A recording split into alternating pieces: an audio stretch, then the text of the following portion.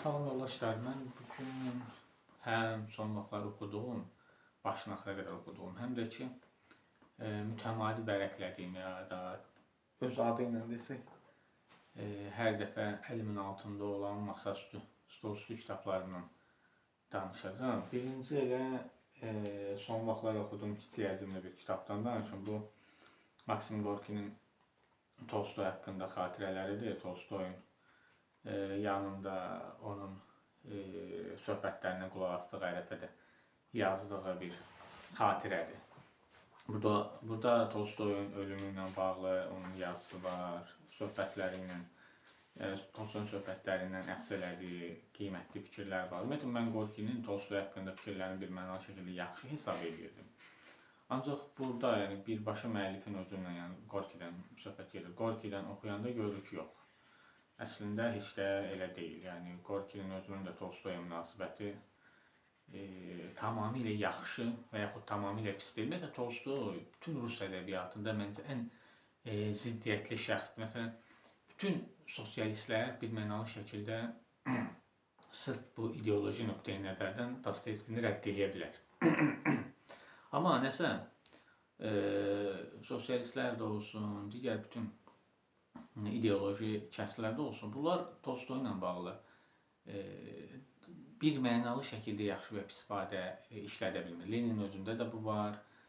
Bugün hakim Rus ideologiyasının da Tolstoy münasibəti nə yaxşıdır, nə pisdir. Bunun səbəbi Tolstoyun həqiqətən yaradıcılıq nöqteyi nəzərdən böyük bir düha olmağı, amma ideoloji nöqteyi nəzərdən tam bir sabit bir məcrada olmamağından asılıdır. Məsələn, Tolstoy nə qədər ədəbi bir düha olsa da, o öncədən görmə baxımından çox kəsat bir nəfər idi, kəsat bir şəxs idi. O hələ də o 20-ci əsrin astanasında artıq da inqilabın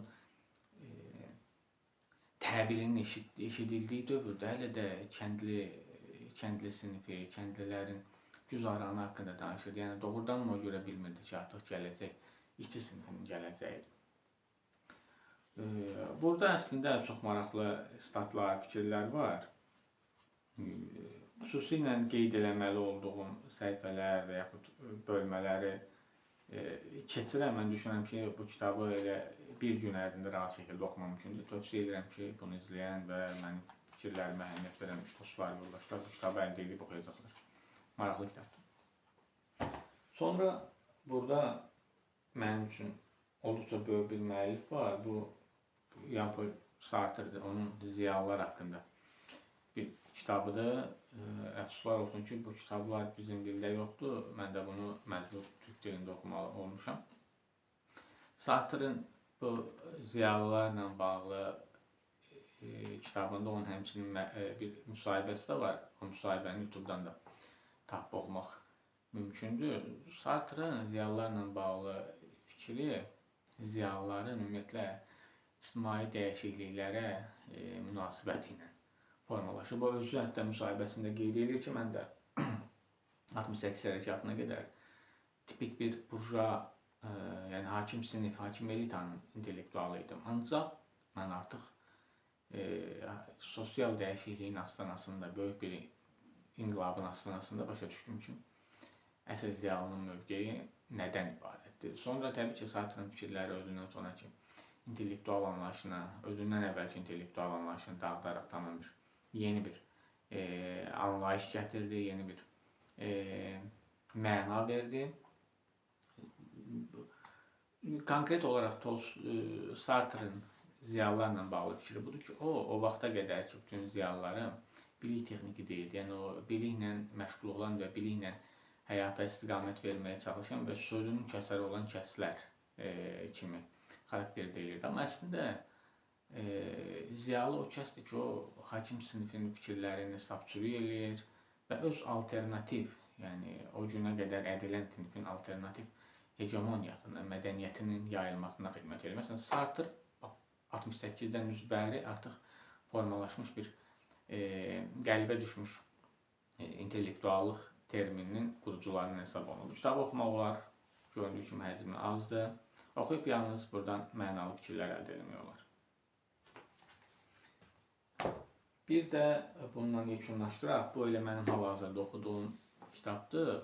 Balzac'ın Qoryo Ata əsəri var burada. Qoryo Atanı mən lap əvvəllər oxumuşdum. Sadəcə son dövrlər bir daha oxuyuruq ki, onun haqqında daha dolğun məlumatlarımız olsun. Çünki Balzac ümumiyyətlə mənim gözlədiyimdən daha böyük bir fiqur imiş. Nədir onun böyüklüyü? Engelsdə belə bir stat var ki, o deyir, mən dövrün iqtisadçılarından, sosiologlarından daha çox cəmiyyəti məhz Balzac'ın əsərlərindən öyrənmişim. Balzac özü elə bir dövrdə yaşayıb ki, o Fransanın bəlkə də ən qalmaqallı və ən belə dəyişikliklərin gəl dövrü idi. Ona görə Balzac'ın əsərləri həm hakim sinifin güzaranını bizə olduqca səhih şəkildə göstərir, həm yüksəlməkdə olan, artıq inqilaba çatmaqda olan və müəyyən bir gücə yetişməkdə olan işçi sinifinin güzaranını göstərir. Balzac'ın siyasi fikirləri düzdür, biraz arxaikdir, biraz hətta mənasızdır. Ancaq yenə də bu onun əsərlərinin oxunaqlı olmağının qarşısını almır. Qoryo Ata kimi bir protagonist ədəbiyyatda varsa, o demək olar ki, Balzac'ın dühasının və onu yetişdirən ictimai şəraitin məhsuludur. Balzac haqqında çox danışmaq olur. Onun belə bir aforizm də var ki, o deyir, mən Napoleonun qılıncla başlatdığını qələmlə yekunlaşdıracağam, yəni dünyaya yayılacam. Demək olar ki, o bunu bacardı. Öhdəsindən gəldi. Qoryo Ata əsəri haqqında ayrıca bir video yəqin ki, çəkəcəyik. Bu qədər.